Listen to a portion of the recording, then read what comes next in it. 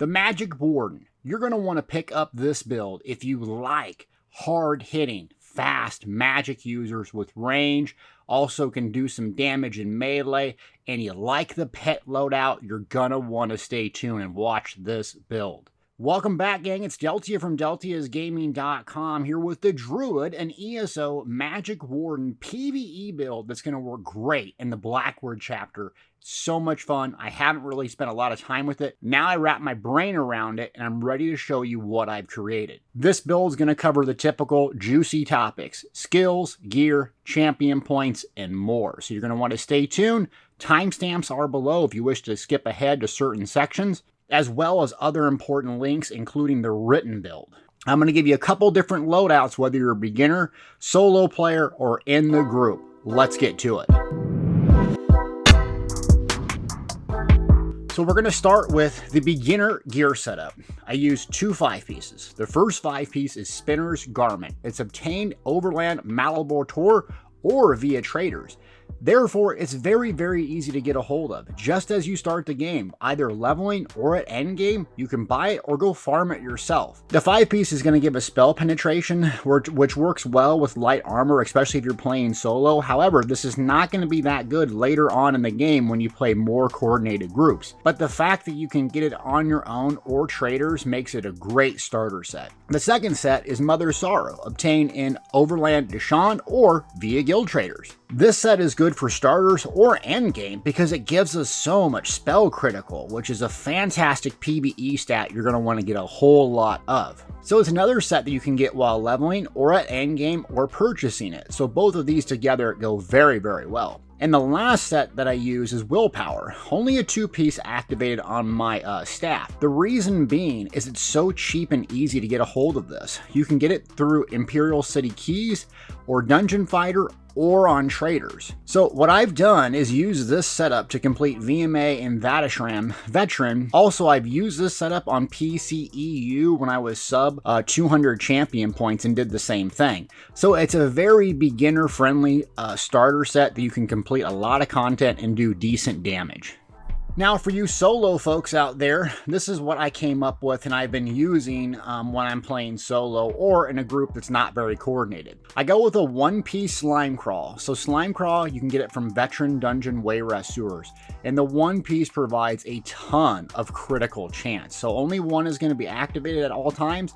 You can swap this in and out, but I love critical chance. The other 1-piece I'm going to use is Ring of the Pale Order. It's a mythic. It's kind of annoying getting this thing, but in Blackwood chapter, it's no longer going to have a cap. So it's going to heal you for the amount of damage done. Meaning, if you hit something very, very hard, you're going to heal based on the percentage. No longer is there a cap. So if your ability does 30,000 damage and is 20% of that, do the math. That is freaky powerful. So yes, it's annoying getting this, but you will change your life. You'll be able to do crazy powerful things with Ring of the Pale Order. So that's a 1-piece there, 1-piece Slime Crawl. Our main 5-piece that I keep on activated at all times is Perfected False Gods. This is obtained in the Veteran Trial Sunspire and Elsewhere zone, or you can complete normal and get the lesser version. This is fantastic because it's going to reduce your magic abilities. When you kill something, it's going to give you back Magicka and Major Expedition. You're very fast. You have a lot of resources, and this is ideal when you're playing solo or in uncoordinated groups because no one's going to be throwing you orbs, spear shards. It's all count down to you to survive and sustain. This is our main 5-piece on at all times. The second 5-piece we're going to use is Medusas, obtained via Veteran Dungeon Arx Corinium. So you'll notice it gives you a lot of spell crit, very similar to what Mother Sorrows does, but has an added advantage, Minor Force. So you're going to have this active on your front bar. You're going to need to obtain the staff. It is kind of a pain, but when you go flip over to your staff, you're going to have that Minor Force. So this is going to free up an ability. It's going to save you a lot of time, bar space, and it's going to do a whole lot of damage. On our back bar, we're going to have Perfected Maelstrom. It's called Perfected Crushing Wall. What this is going to do is make our light and heavy attacks deal additional damage. So I have a separate video on this, but it adds a ton of damage just for having something on our back bar and using a skill. Gotta have it. we're going to run all Divine's traits on our body with max magic glyphs. I'd recommend running 5 light, 1 heavy, 1 medium, though you can run more light if you like. I still like the max stats. The staff, I would go with precise trait in poison or a fire enchant. With the back bar, perfected maelstrom, I would go infuse with the spell damage enchant. On my jewelry, I'd recommend running Bloodthirsty with all spell damage. Swap out 1 glyph for recovery if you struggle with resources or have lower champion points. Now moving on to the group gear setup. So how this has changed is essentially procs that scale off of max spell damage. Typically in PvE, we don't stack a whole lot of max spell damage. So I've moved away from using 2-piece monster helms going forward with the Blackwood chapter, and I'm going to pick up Harpoon's Wading Kilt. This is a medium, comes on the leg, it's a mythic, so you can only use 1 mythic at one time. Essentially what it's going to allow you to do, build up stacks, increasing your crit chance and crit damage done. When you take direct damage, you're going to lose the stacks. So if you're playing in a coordinated group with dedicated tanks, healers, and so on, you shouldn't be taking a whole lot of direct damage. Will it happen? Sure. But that's why you're going to play at range and be careful, because if you do, the amount of damage this one piece can give you is staggering. Fantastic pickup. I'm going to combine that mythic with another one piece. Again, Slime Crawl. Obtain in Veteran Dungeon Wayrest 1.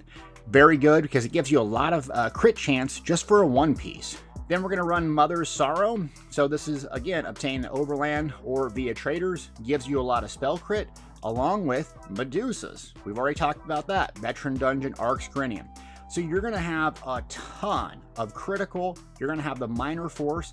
And if you have that Harpooner's Wading Kilt when it comes out, you're going to stack a massive amount of crit damage done.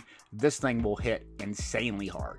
On that back bar, I'm going to go with the same thing, Perfected Crushing Wall. I am going with Ice Staff because of the Warden's passive. So all these builds I've been talking to you about, all of them rock Ice Staffs. I really like the Ice Staff on this character. So let's go ahead and switch gears and talk about the skills and what makes the Warden tick. So before we get to the skills, I want to stress a passive that makes the Warden fantastic damage dealer. That is in the Animal Companions skill line, Advanced Species. What this does, increases your damage done by 2% for each Animal Companion ability slotted.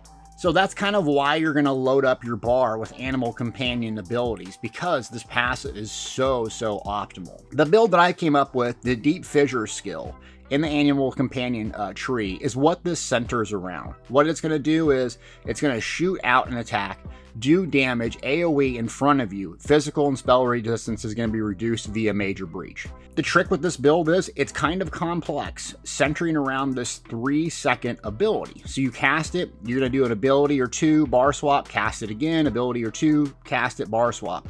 So the goal is to keep this up. Primarily, this is going to outdamage your Force Pulse or your main spammable that you go with.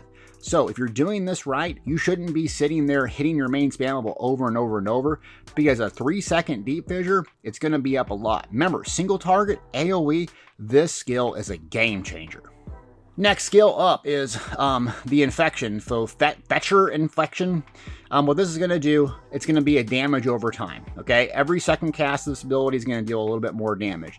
The reason you're going to use this and what makes it so strong is minor vulnerability, increasing damage done by 5%. So keeping this up, 10-second duration is a big priority because it's going to increase all of your damage. Also, it comes from the Animal Companion skill line. Therefore, 2% increase along with our Deep Fissure as well. So that's a 4% increase we're getting to already. Now we're going to get to the third skill, and yes, Animal Companion skill line. It's going to give us Minor Berserk, increasing our damage done by 5%, so we're going to get that buff just for having it slotted. So this is really nice. You can get something similar via the Fighter's Guild, but we don't have to. Plus, it gives us another 2% for having it slotted. So this thing alone, just having our front bar, is going to give us a lot more damage. And I do hit it from time to time to get that Major Expedition. So False Gods will proc Major Expedition, but if we need to move in a PvE instant, a trial, a dungeon, we got to get out of dodge, bang, hit Birds of Prey, boop, boop, just zip out of there. It's fantastic ability. Now, kind of a controversial choice is Force Pulse from Destruction Staff is my main spammable. You have two options. One is Force Pulse, which I like. Why do I like it? I like weaving it. It feels natural to light attack weave with it. I like the animation. I've been using it for years and I'm very familiar with it. It also can deal damage to nearby enemies. So it is range, but can do a little splash AoE damage as well, making it very nice. However, you do have a range damage dealing hard hitting ability, Screaming Cliff Racer, in the Animal Companion skill line. So it's going to deal damage, more damage based on how far you are away. This can be ideal in group play where you have a dedicated tank, you are very, very far back at range.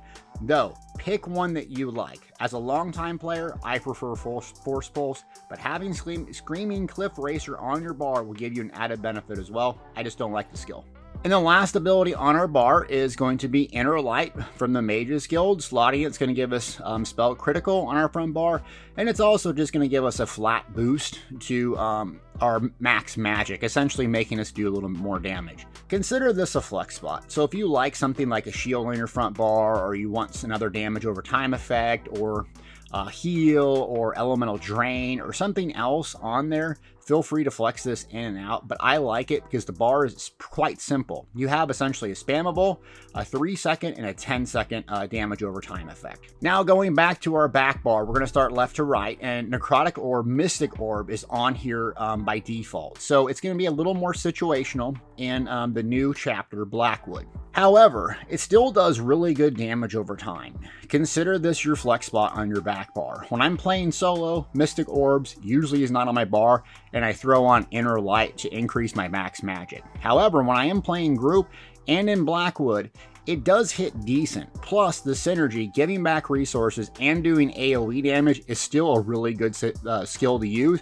Just consider this your flex spot if you like something else, or you want to make it a simpler bar setup. Now on our back bar, we have the next skill, Blue Betty. This is going to give us major sorcery, so it's going to give us increased spell damage.